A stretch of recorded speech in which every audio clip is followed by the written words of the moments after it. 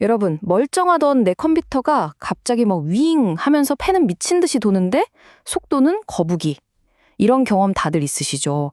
진짜 속 터지고 답답한 순간이잖아요. 오늘은 바로 이 원인 모를 문제 한번 제대로 파헤쳐 보겠습니다. 이게 나만 겪는 문제가 아니라는 거, 그게 중요해요.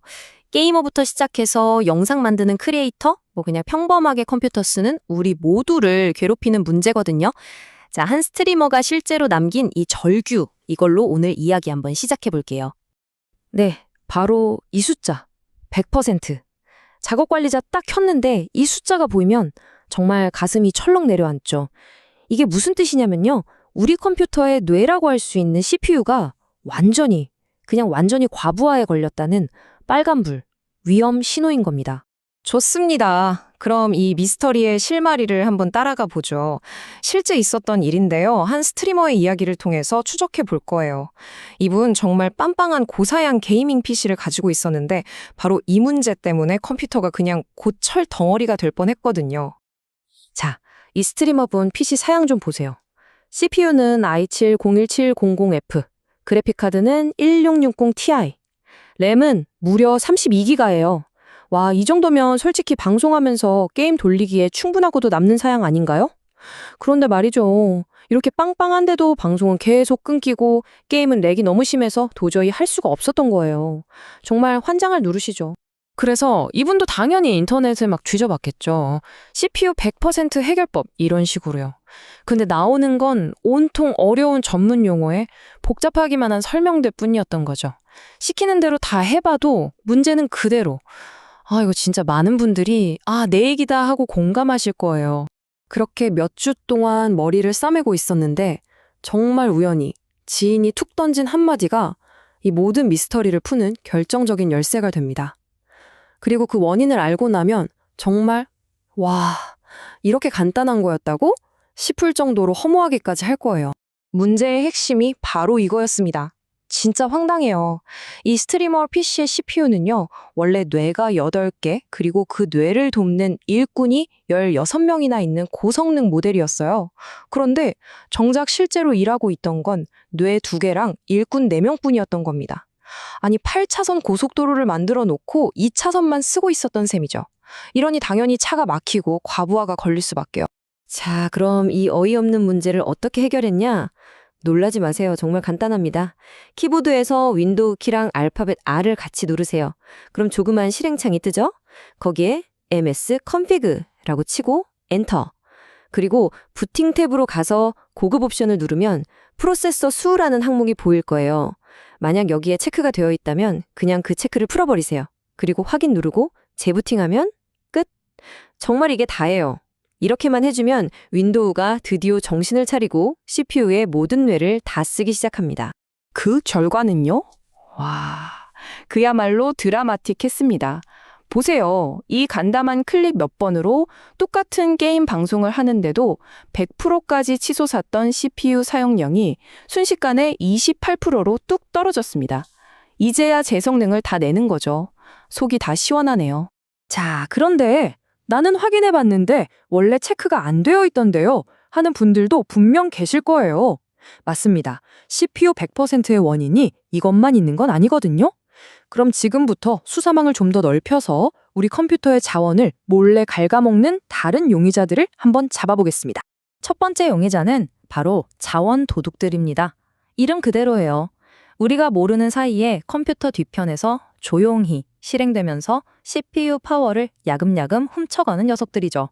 바로 백그라운드 프로세스라는 것들입니다. 특히 자주 범인으로 지목되는 녀석들이 둘 있는데요. 런타임 브로커랑 시티프 로더라는 놈들입니다. 이름은 좀 어렵지만 윈도우 스토어 앱이나 한글 입력 같은 걸 도와주는 애들이에요. 원래는 착한 애들인데 가끔 얘네가 맛이 가서 혼자 CPU를 막 50%, 60%씩 잡아먹을 때가 있어요. 혹시 작업 관리자에서 얘네가 유독 CPU를 많이 쓰고 있다? 그럼 그냥 과감하게 선택하고 작업 끝내기 버튼을 눌러버리세요. 괜찮아요. 정말 필요하면 컴퓨터가 알아서 다시 실행시키니까 걱정 안 하셔도 됩니다. 자, 두 번째 용의자입니다. 혹시 컴퓨터 켤 때부터 유독 느리다고 느끼시나요? 그렇다면 범인은 바로 시작 프로그램일 수 있습니다. 우리가 프로그램을 설치하다 보면 컴퓨터 켤 때 자동으로 시작 옵션에 무심코 체크하는 경우가 많잖아요. 뭐 게임할 때만 쓰는 음성 채팅 프로그램이라던가 가끔 쓰는 클라우드 앱 같은 것들이요. 이런 애들이 부팅될 때마다 우르르 같이 켜지니까 컴퓨터가 시작부터 버벅거리는 거죠. 자, 작업 관리자 여시고 시작 앱 탭으로 한번 가보세요. 그리고 이건 굳이 켤 때마다 필요 없는데 싶은 것들은 과감하게 마우스 오른쪽 클릭해서 사용 안 함으로 바꿔주세요. 이것만 꺼져도 부팅 속도가 확 빨라지는 마법을 경험하실 수 있을 거예요. 자, 그런데 범인이 생각보다 가까운 곳에 있을 수도 있습니다.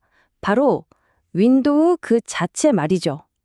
물론 우리를 도와주는 유용한 기능들이지만 얘네가 가끔 너무 의욕이 넘쳐서 CPU를 힘들게 할 때가 있거든요. 몇 가지만 손 봐주면 CPU의 부담을 확 덜어줄 수 있어요.